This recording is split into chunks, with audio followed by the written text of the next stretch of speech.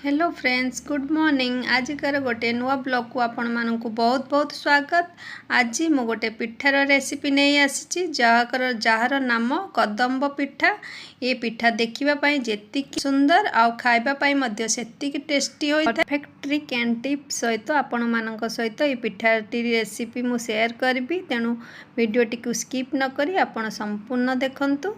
मु एठी अधा कप लॉन्ग बासमती राइस नहीं, जहाकू मु भल भाबरे पानी रे प्रथमे धोई नहीं। आउ एथिरे अल्प टिके लूण आउ गोटे चामच चीनी दे याकू भल भाबरे गोळेई नेबी। आउ याकू आधा घंटा पर्यंत बतुरई नेबी।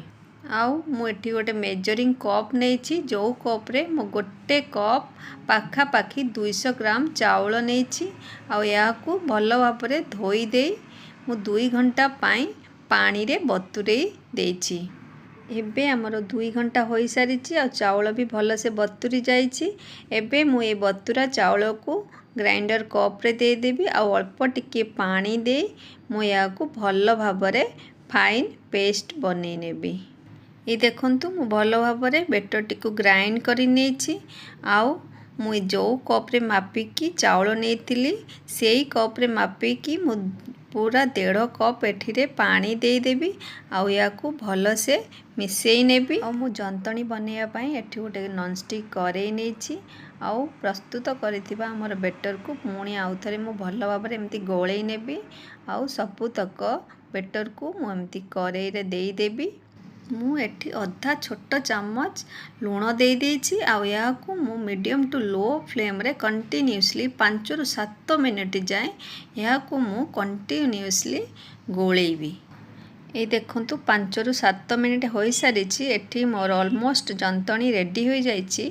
या परे मु याकू कवर करी आउ 5 रु 10 मिनिट जाए खळी को भल से सिझिबा पई छाड़ी देबी।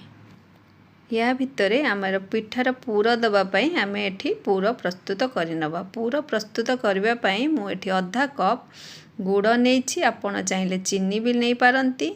ये देखंतु गुड़ भी आमर एठी भल से मेल्ट हो गलानी।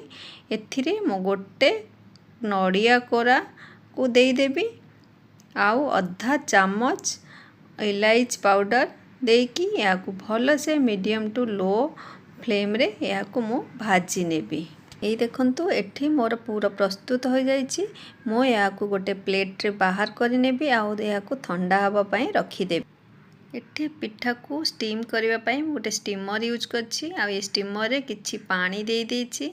आ स्टीमर प्लेट को एमती दे ता ऊपर दे दे याकू पानी को स्टीम हवा पई किछि समय छाड़ी दबा। आ एपटे हमर खळी मध्ये या भितरे ठंडा हो जाइछि। मु टिके पानी हाथ है सबू जंतणी को भल से एमती चकटी नहीं। आउ पिठा बनैया पई आवश्यकता अनुजाई मु एठी हाथ रे जंतणी नहीं जाइछि। आ याकू मु कटोरी शेप दे देछि। आ एथिरे प्रस्तुत करिथिबा पूर को दे देबी। आउ याकू भल भाबरे आउ टिके पानी हाथ है भल से याकू बंद करि नेबी। आ 2 हाथ पापुली साहाय्य रे याकू प्रेस करी करी मु एमती मंडा पिठा शेप देबी। आ एहीपरि भाबरे मु सब पिठा गुड़ी को प्रस्तुत करि नेबी। हाँ सांग माने जदि आपण माने मो चैनल रे नुआ अछंती एही भली भाबरे नुआ नुआ वीडियो देखिबा को चाहउछंती ताले मो चैनल को सब्सक्राइब करंतु। आ वीडियोटी जदि आपण मानकु भल लागि थाए लाइक भी करंतु। आ वीडियोटी केमती आपण को लागिला निश्चय कमेंट बॉक्स रे जणांतु। ए देखंतु एही भली भाबरे मु सब पिठा गुड़ी को गढ़ी नै जाइछि। एबे हमें पतुरी रखिथिबा लॉन्ग बासमती राइस को गोटे थाली रे एमती स्प्रेड करि नबा। आ एथिरे प्रस्तुत करिथिबा पिठा को भल से एमती गड़े गड़े एमती भल से कोटिंग करि नबा। ये देखंतु एमती भाबरे भल से कोटिंग करि नबा। एही भली भाबरे मु सबुतक पिठा को भल से कोटिंग करि नेबी।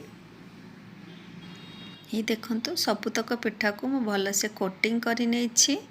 आउ सेपटे भी आमर पानी स्टीम हो सारानी। एठी मो पिठा को सिझेबा पई गोटे स्टीमर यूज करछि, किंतु आपण चाहिए इडली छांचरे भी याकू प्रस्तुत करि परिबे।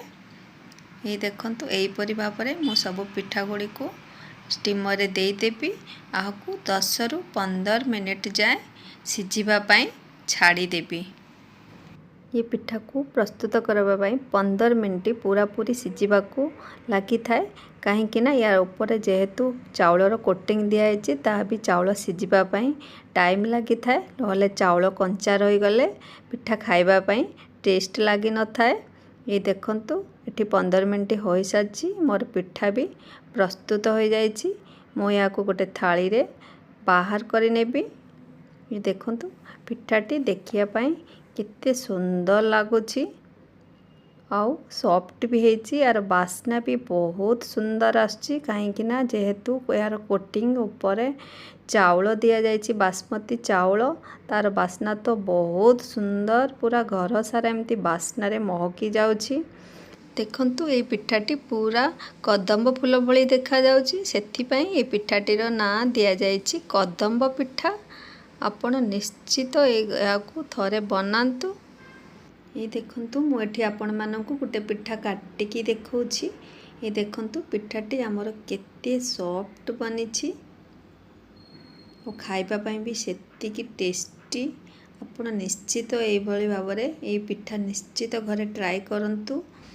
हाँ सांग माने एई भली भाबरे नुआ नुआ रेसिपी देखिबा पई मो चैनल को सब्सक्राइब करंतु लाइक करंतु एंड शेयर करबा को बिल्कुल भूलंतु नहीं। पुणी देखा पुणी गोटे आगामी नुआ वीडियो रे। टिल देन बाय बाय जय जगन्नाथ।